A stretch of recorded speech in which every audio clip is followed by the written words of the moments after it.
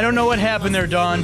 I don't know what happened. We had Barry Manilow. I had looks like we made it because we are making it to Christmas. Don Mushill saved me. Oh, can you hear me?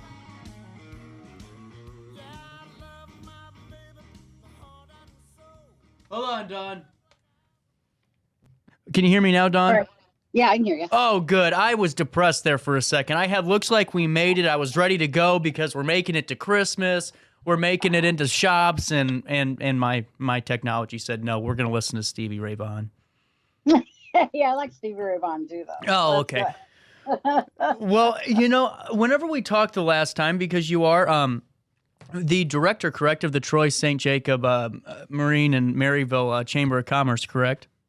Yes, 22 years. And we were talking, and I thought, you know, you made such you had such a great segment with me. You had so much knowledge over your region there. But you know what? Something we talked about on the phone that really made sense to me was this idea of being a wow customer. You know, because so many times it seems like it's so frequently now we see so many individuals that really don't behave in the best way, shape, or form whenever they're inside somebody else's store.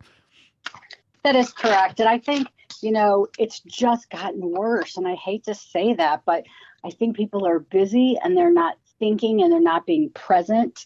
And if any little thing happens, I mean, I've seen videos, don't get me wrong, but I've also seen it in person. Right. And it's very frustrating for that person who's waiting on them. Here's what I always like to say, though. When I'm doing it, I'm a customer service trainer. So let's say that I'm in training a library, for example. Mm-hmm. I will ask them if I could train their patrons who come in. And of course, they're like, yes, absolutely. Wouldn't that be great? Oh, yeah, it would be great. And so we go through all the things that they want me to teach them. Be kind, be patient, have your application stuff ready, you know, be on time, all of that stuff. We get all the way through it. And then at the end of that, I say to them, now look at the board because you are the customer I'm training today. And my thought is we have to be good customers. And really some of the best customers I had found have worked in customer service some of their life. So I've known a couple of people that actually have never worked in customer service, and they just don't get it. They don't get it how hard it is to deal with just day-to-day stuff versus anything that's not good, you know? And that's, to me, I think a great point because, you know, if you can't really empathize with somebody or, you know, because I think so many times that you're right. So many people have never really experienced that. You know, they never worked the line of a drive-through. They never worked a gas station job or something like that. That really puts in perspective, you know, how stressful and how, all of a sudden your increased store traffic could just spike because it's 3:00 and people are getting off of work or, you know, things happen, whether it's in the service industry or even the, you know, a retail side of things. And to me, do you think the pandemic, with people being home and more time to share things on social media in terms of, you know, people acting out, do you think that's kind of, you know, placated into seeing an increase in this and kind of just a snow globe effect? Yeah, I mean, I think during the pandemic, I think, you know, people didn't get out and obviously we were closed down for some time, depending on your industry. And then when they went back, I don't believe that people appreciate what it took for that business to stay open, to keep its employees or have to get new employees, to reduce their employees because of money. There were so many changes that business had to make. And yet the customers sometimes just blew up. I have a couple of chamber members who called and said, look, I just need some help on how to react to this. You know, it was something as simple as the store was just trying to make it. And so they had to change their hours to open instead of 6 a.m., 7 a.m. because of staff help. And these people were so mad because between 6 and 7, the store was really, really busy. But this owner said, I don't know what I'm going to do. I mean, I can't work more than 12 hours. And so I think it's the understanding of people and the loyalty is important. So the loyalty, what I found is if you had loyalty before the pandemic from your customers, they gave you a little break. Right. You know, they understood a little bit. So building the loyalty, I believe is so important. And you know what? Not everyone it should be your customer. I mean, That's a not everyone is, yeah. Go Ca- ahead, sorry. No, that's a great point. Can you expand on that a little bit? Because I think so many times, us, and even me, because I used to, I told you, shared a little bit with you on the phone. I used to own a business and courier company here before Uber came into town. And, so many times I think we want to catch, make sure everyone's, in our client base and we're serving everybody. But sometimes you're right. They just aren't the right fit. Can you expand on that? Absolutely. I mean, we have a policy at the chamber, for example, no yelling. Like no one can yell at staff. Period. That's what it is. And a few times we had a situation where the staff have had to involve me, and before we move forward, that person had to apologize. Wow. And because I mean, no one should be able to yell. So I think one of the things that I really work on with my clients on is a policy of some sort. Of at what point do you say, okay, we're going to get a supervisor, or okay, we're done, you need to leave, or you're barred, or whatever that is. But I think you have to address it. Otherwise, you let that customer run your business. And you know what they want? They want an audience when they're yelling, and they want something free usually. So, Yes. take them however you need to do that. But, I always say, not everyone's a good fit for the chamber, and the chamber is not a good fit for everyone. So, I think it's important that when you sort of get that gut feeling as a business owner, that you take a look, but always, always, always support your staff. Always. You can deal with it later in the back room, but always in front of people, you support your staff. Absolutely. How important in your estimation is just that unit, making sure that you're organized, you're having the same message. Because, it seems like to me, I've never managed a ton of employees, but it seems like to me, even in the construction stuff that I used to do, that if you don't really take not really take their side, but just kind of, be there and be there, have their back, be there for them, the morale goes down really quickly when you start to kind of abandon that mindset. I always say everybody's watching. So the customer is watching, the other employees are watching, the other managers are watching how you handle situations. And once you handle any type of situation that doesn't go well and you get out of it, you don't just drop it and never talk about it again. You use that in that next staff meeting as an example of what should we do, so that you're all working towards the same goal. One of the things I always recommend is if you're a customer service provider and you're struggling with a customer, make sure your body language is appropriate. Make sure your voice tone doesn't raise. Watch how they react when you chat. If you realize at that moment, this is not going well, it's time to make that next step. Now, an employee's not going to know what that next step is unless you've talked about it. Right. That next step might be getting a coworker who might be able to deal with it, getting a manager, taking a second to walk away and take a breath. So you have to practice those. And, and people go, well, I don't have time for a staff meeting. That's a 60-second role play conversation right there. That's not, let's all meet and get together and Bob can't be there, so we got to move it to no, that's a moment. And if everybody can't be there, videotape it so that people can watch it. It's 30 seconds. I mean, don't make it, some people make it bigger than it is, but role play is fantastic in a way that to show and let that employee be that bad customer. And then you can show them how to react. Absolutely. And take us through that. So it seems like to me a lot of, where we see a lot of these issues, I don't know if it's because of, an age thing, but it seems like to me a lot of times I'll see this happen in firsthand experience with younger employees. What's your kind of direction to a business owner who has younger staff that might not feel as confident to say, I think we need to, either, table this conversation, ask you to leave, et cetera. What's kind of that first step? Is it confidence that is key in handling these situations? I think so. And I think, again, that manager should be showing you how to do it every single Right. day when they're out there. And I think sometimes the manager's so busy doing manager things that they don't think about, we've had over 200 interns, and every time I always think, oh my gosh, I've got to be on my game, because I'm their mentor basically. And not that I'm not on my game, but sometimes we're in our office and, we're talking and you'll just see them stare at one of the staff or me.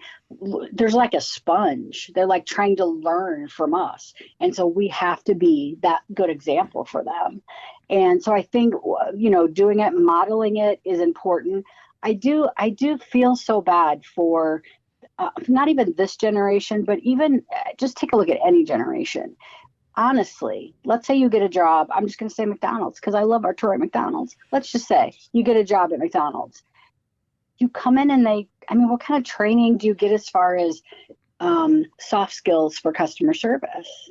You get how to work the register and how to work the fries and but if you're 17 or 16 or 40 and you've never worked in customer service, you need some basic customer service training. You're getting me excited, Dawn. I'm sorry. This is a great topic because you're right. And in terms of what you do in your day-to-day life with the chamber, how crucial is it? And have you guys been able to develop some of these skills for your chamber members to kind of utilize for their staff? Because you're right. That to me is more important than knowing how to hit the button on the register. We can learn that at any time. We need to have those crucial communicative skills to really, propel us to succeed at those service industry jobs and just customer service jobs. Well, I'll give you the best story that sort of started us with a better training. We've always had an intern training, but about probably 9 years ago, we had an intern, and I was getting ready for a board meeting, and I was just rushing through, and I ran out of staples. And I said, man, could you just go grab me some staples so I can get out? And, I'm not some diva. I don't need somebody getting me things, but I just need some staples. So I'm waiting, and I hear, I thought, what is that? And he brings me the stapler, and he sets it on the desk. He goes, I don't know if it's going to work. And I said, okay, thank you. So I go and it won't work. Well, he's got the staples and upside down. Oh. And my thought immediately was, oh my gosh. And then out of nowhere in my head, I said, no one's taught him. No one's taught him how to put staples in the stapler. So we have a video for our interns, how to put staples in a stapler, how to work a copier, how to greet someone, how to clean your keyboard because they don't know how to use, this is funny, how to use a pair of scissors. Now I know that sounds, but you don't know what they know. So you might as well teach them. A paper cutter is the biggest issue they have because you got to pull a little bit. It's old school. I know it's old school, but That's what we do. But I think you have to understand that these people don't come to your office knowing how to do everything. So when you're frustrated with them, instead of being frustrated, go, okay, let me step back and see what can I do to help them. Now, some people are visual. I always say, like, if you want things set up like this, take a picture so that they can see next time because, we set up for an event. This is how we want the table set up. We'll take a picture so they can just look at the picture and set it up, and then it's perfect. So I think we get frustrated as customers with people in customer service when frankly they've not been properly trained or given the resources to be trained. Now, I know people are out there that don't want to be trained. They just want to come, clock in, whatever. But when you put some time in to train your staff, they're going to stay with you longer, first of all, and they're going to become loyal, not only employees, but loyal customers. Well, right. And that's such a huge point, too, because you're right. It's all about, to me, it comes back to the mindset of you're only going to get out of it what you put into it. And if you aren't training, or providing the information that's needed to your staff that might need it or interns that are coming in, you aren't going to be very successful with it. And in terms of kind of everything that, you've talked about, because you have a plethora of experience in speaking, whether it's on TV, radio, all those things, international radio even. What are some of the biggest questions you get asked when it comes to this topic? Is it do they ask you the generic catch-all, well, how do I do this? Or is it more along the lines of a specific thing that's driven by an industry? Or you know what I'm saying? Like, does the people that you talk to, do they have that actual kind of idea in their mind before you come and speak to them? Or is it something they really just don't know how to kind of comprehend? I think they have an idea. So just to give you an example, in Illinois, I've trained 91 libraries. So I've trained 91 Illinois libraries. And so I know what I'm going into. I know what they're wanting, what they're needing. I always try this at a library. I will write like, let's say someone calls and says, "Hey, are you open?" Obviously answer the phone, obviously open. So what is the wrong answer? And so they get very sarcastic with it. And then what's the correct answer? So we know what we're thinking and we want to say, but you really need to not say that. And so they have things like, I don't have a library card. What do I do? We practice that. We practice the response so that you don't roll your eyes and go, "Oh my God, this is the 15th person that's asked me today." You treat them like the first person. So I think for the libraries, but I train a lot of corporate. I'm really interested in restaurants and retail because I feel like that's a very needed training that's needed just because they don't get it. Again, you get hired at Kohl's and you might get some training on how to, whatever your department is, but there's not a lot of soft skills training, which surprises me a lot because I feel like, man, if you put some effort into that, but hey, Chick-fil-A does it. So look at that. They're a really good example of how to, I would love to work with them, for them, whatever, just because I love their culture and I love how it works there. And they've got one coming to Edwardsville, which is close to me. So I'm just going to sit and observe one day. Like, that's what I want to do. Just observe how they're doing it. They hire the right people. That is, you hire attitude, Yes. a positive attitude, and then you teach them what they need to know, because then they're going to be open to training. They're going to want to learn. But you just don't hire them because they're breathing, because that's what you're going to get. And that's when people are, and I know you can't find employees. I know people can't find employees. I know. You know what I always say? Instead of having an incentive like a hiring bonus, I say throw that hiring bonus in a big pile of money and give it to your employees for good referrals, because they're not going to refer people they don't want to work with. You know what? So that's a great point. Yeah. Yep. Oh. So just do that. And because, I would be upset if I had worked there 10 years and the person starting tomorrow is getting $1,000 bonus. Right. Why not say to me, look, whether you put it out on your social media, whether you talk to people, maybe they research the industry and see that there's the college that does what they do and the graduates are, whatever, they could go that extra step, but then they have that incentive. And they need to be your marketing department too. I mean, that's what they should be. But there are some managers that are amazing in fast food. I have to tell you, I'm just going to call them out because I can. Duncan, Angela, and McDonald's, Christy, and DQ, Lisa. So I know Lisa's been there since she graduated. That was a long time ago. I'm just going to say that she's going to kill me. But these three, I know, these three women get it. Like, their staff loves them. They work it. They live it.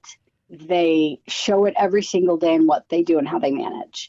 And the reason people leave, I think, is because they're going back to college or whatever, but they have an outstanding staff because they have outstanding leaders. And I think you have to have an outstanding leader to be able to bring that team to what you want them to be.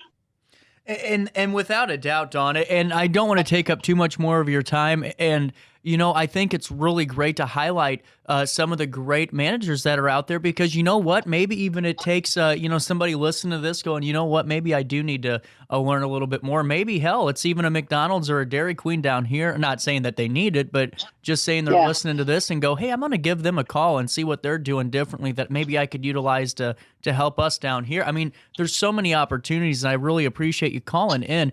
I want to ask you this. I think this is a generic question, but I think it's an important one to kind of end on here.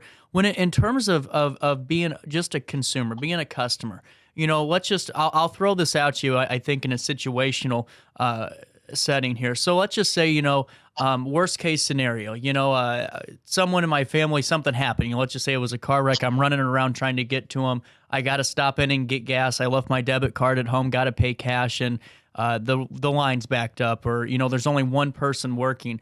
What is your what's the sentiment that we need to have as just the consumer here? Is it just the patience? Is it the mindset, the empathy? What's the big takeaway? You can't do anything about it. So if you're present and you find something positive, or you think about gratitude, or you say hello to the person who's in front of you, you can't don't let your mind take you to being completely frustrated, because by the time you get up there, you're going to be really, really, really mad. So, understand that there are things you can't control, and you just need to be patient and think about that person up there working and how hard they're working, and they're all by themselves, and the last thing they're going to need is you whining to them when you get up there. So have a smile when you get up there and tell them they're doing a good job. Oh my gosh, that would be a shocker, wouldn't it? That person probably fall over. That person probably fall over and die, I'm telling you. But it's true. I mean, if you can give a compliment to that person who's working really hard, I think it goes a long way, and that person's going to remember that forever. And you know what? I completely agree, and I really appreciate you jumping on the show today and taking us through this. You guys can find Dawn's book online at dawnmushill.com. That's DAWNMUSHILL.com. And make sure you check out Dawn's great book. And if you want to, I see that you're doing speaking engagements as well, huh? I am. I'm doing a lot of, I do keynoting, and then I am also a customer service coach. So that's what I do. I go in and help people with where they need to make some changes, do some training. And, I have lots of programs. I think I have like 25 topics. Be an owner of your job, not a renter, is probably the most popular.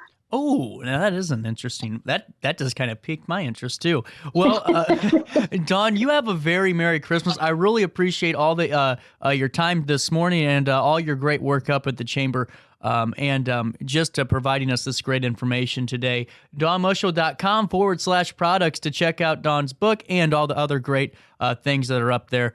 Great website, Dawn, and a great conversation today. Merry Christmas to you and all the listeners. No problem. And Merry Christmas to you at 9:39 on this 21st day of December. A quick break. We come back for more of our daily show right after this in downtown Alton.